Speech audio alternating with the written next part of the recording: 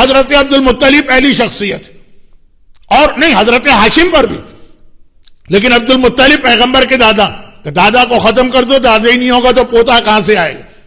البتہ بس technical mistake ہو گئی، ان کی کتابوں میں لکھا تھا کہ آخری نبی کے دادا کا نام شیبہ ہوگا، وہ نام چھپا دیا اللہ نے، عبد المطلب مشہور کر دیا۔ اب ممبروں پہ بھی پڑھا جاتا ہے، اور حج اور عمرہ کرنے والوں کو پتا بھی ہے کہ خانہ کعبہ کی زیارت کے لیے باب بنی شیبہ سے جانا مستحب ہے، شیبہ کی اولاد کا دروازہ۔ تو لوگ پوچھتے ہیں شیبہ کون؟ تو ہم بتاتے ہیں شیبہ کون۔ ہم سے مطلب یہ ہے کہ جو بھی حج اور عمرے پہ آپ کو گائیڈ بنائے، تو نام کے چکر میں وہ مارے گئے، وہ تو شیبہ شیبہ ڈھونڈتے رہے، عبد المطلب ان کے سامنے ہی بیٹھے، لیکن پتہ ہی نہیں تھا ان کو کہ یہی تو شیبہ ہیں جن کو ہم ڈھونڈ رہے ہیں۔ چلیں پھر عبد المطلب اتنے اسٹرانگ ہو گئے، سردار بن گئے مکے کے، اب ان پہ اٹیک نہیں، خاص طور پہ جب ان کی اولادیں ہو گئی تو کہا اب دادا کو ختم کرنے کا فائدہ کیا ہے، ان کے باپ کو ڈھونڈو۔ حضرت عبداللہ کو ٹریس کیا، حضرت عبداللہ پر شادی سے پہلے بھی قاتلانہ حملے ہوئے، شادی کے بعد بھی قاتلانہ حملے ہوئے۔ جناب آمنہ پہ حملہ ہوا اس عورت کے ذریعے جو جناب آمنہ کی کنگھی چوٹی کرنے آتی تھی، خاص خاتون تھی جس کا کام یہ تھا کہ بنی ہاشم کی عورتوں کے گھر میں جائے گی اور ان کی کنگھی چوٹی کرے گی، بالوں میں تیل میں ڈالے گی، اصلاح کرے گی، جو کام آج بیوٹی پارلر کرتے ہیں، لیکن بیوٹی پارلر عورت کو بے حیا بناتے ہیں، وہ عورت کو صاف ستھرا جو اسلام کا حکم ہے۔ جناب آمنہ پہ حملہ کیا اس عورت نے، وہ پکڑی گئی۔ جناب عبداللہ جب مدینے گئے تجارت میں، تو یہ مدینے میں وہی لوگ تھے جو پیغمبر کو شہید کرنا چاہتے، یہودان مدینہ، اصل میں وہ تھے۔ کہا یہ تو ہمارے شہر میں آ گیا، پہلے تو ہم باقاعدہ ٹیمیں بھیجتے تھے مکے میں، ان کی شہادت کی تو ہمارے شہر میں آ گیا، لیکن کہا کہ وہ عبد المطلب والی غلطی نہ ہو، فوراً جاسوس بھیجا، معلوم کر کے آؤ یہ مکے میں ان کی اولاد ہے کہ نہیں۔ اس نے گیا معلوم کیا، کہا کہ نہیں، ان کے یہاں کوئی اولاد نہیں ہے، اولاد نہیں ہے، ان کو شہید کر دو۔ جناب عبداللہ تجارت کے سفر میں مدینے میں زہر سے شہید کیا گیا۔ کیوں؟ ان سے کسی کو کیا دشمنی؟ پیغمبر پیدا نہ ہونے پائے۔ جب کنفرم کر لیا کہ عبداللہ کے اولاد نہیں ہے، کہ اب اس کو شہید کر دو، جب باپ نہ رہا تو بیٹا کہاں سے آئے گا؟ پیغمبر دنیا میں نہ آنے پائیں۔ بھائی ایک چیز وہ بھول گئے کہ جناب آمنہ کی اولاد تو نہیں تھی، وہ جناب آمنہ آلریڈی پریگننٹ تھی۔ وہ تو جب بعد میں پتا چلا کہ وہ ہو تو پریگننٹ تھی، ان کے یہاں تو بیٹا بعد میں پیدا ہو گیا، تو ہماری ساری محنت ضائع ہو گئی۔ یاد لکھیے جب 11ویں امام کی شہادت ہوئی تھی، ان کے گھر کی ایک ایک عورتوں کی پریگننسی چیک کی گئی تھی۔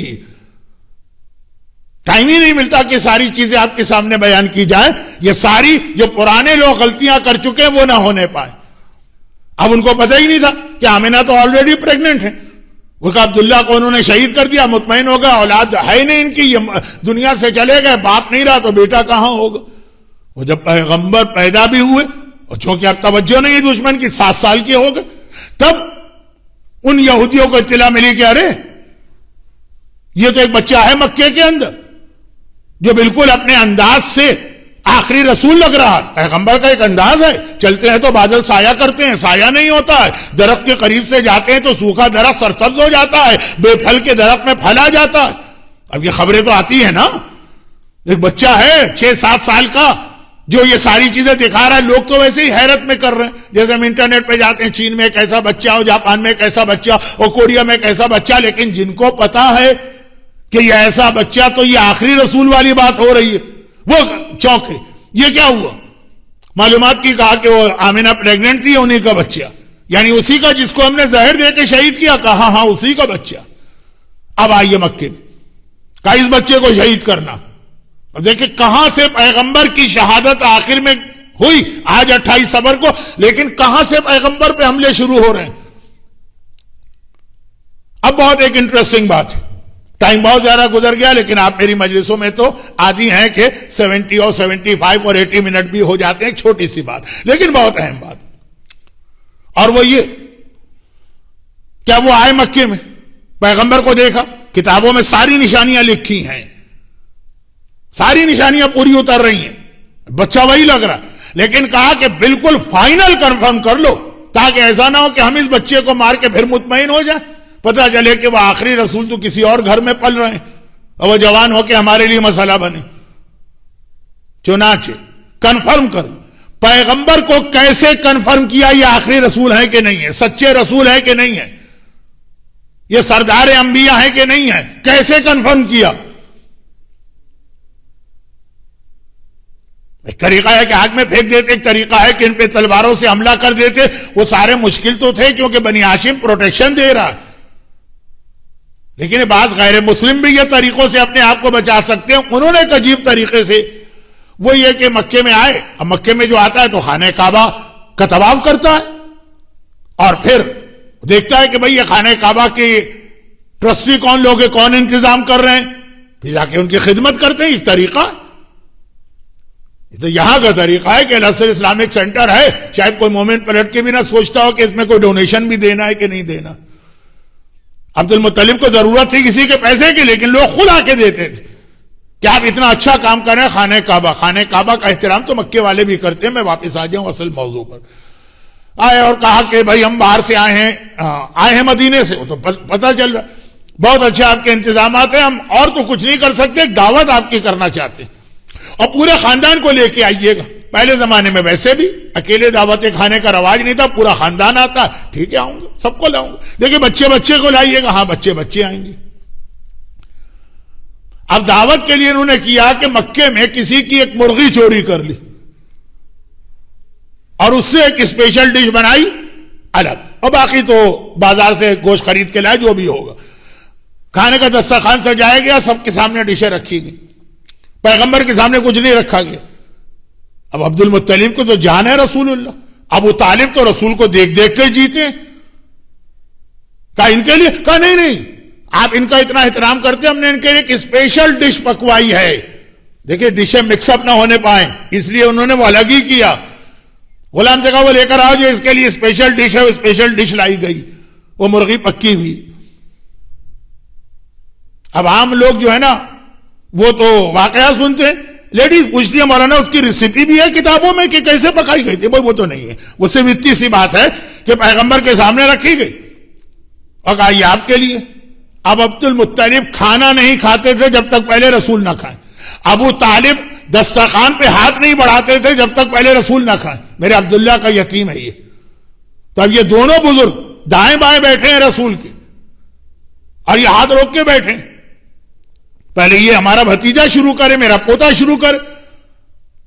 انہوں نے کہا یہودیوں نے کہ بھئی آپ لوگ تو سردار ہیں, بڑے ہیں. کہا نہیں پہلے یہ بچہ. کہا بسم اللہ. اچھا یہ دعوت کی رسول کی وجہ سے گئی ہے, کھائیے. پیغمبر نے کہا میں یہ کھا ہی نہیں سکتا. عبد المطلب اور ابو طالب نے کہا بیٹا تم یہ گوشت تو کھاتے ہو. کہا نہیں کھا سکتا, گوشت میں اعتراض نہیں, یہ نہیں کھا سکتا ہوں. اب یہ دونوں حیران ہیں, یہودی دل میں خوش ہو رہے ہیں, پہچان پوری ہے. کہا اچھا ہم آپ کو کھلائیں گے, کھلاؤ. اب انہوں نے نوالا توڑ کے پیغمبر کے منہ کی جانب بڑھایا. بچوں کو آپ بھی اس طرح کھلاتے ہیں. اب وہ ہاتھ وہاں سے تو صحیح چلا, پیغمبر کے دہن مبارک کے قریب پہنچا, یا دائیں چلا گیا یا بائیں چلا گیا.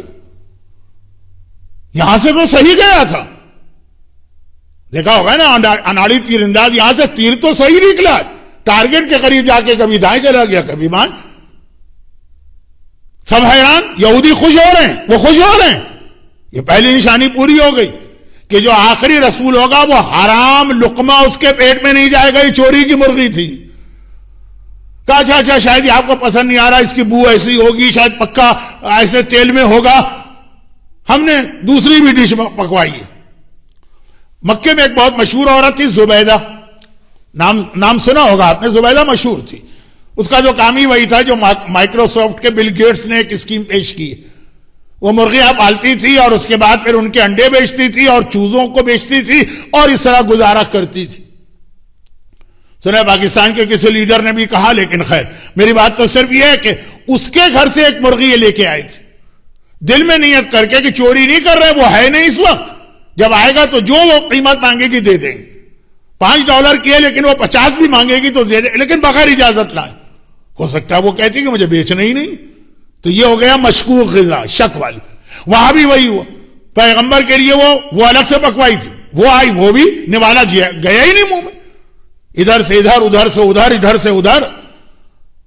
ابو طالب عبد المطلب نے کہا پتہ نہیں آج کیا بات ہے, میرا بھتیجا مہمان کا تو خیال رکھتا ہے، یعنی دعوت دی ہے ان لوگوں نے، میزبان کا خیال رکھتا ہے، لیکن خیر باقی سب نے کھا لیا.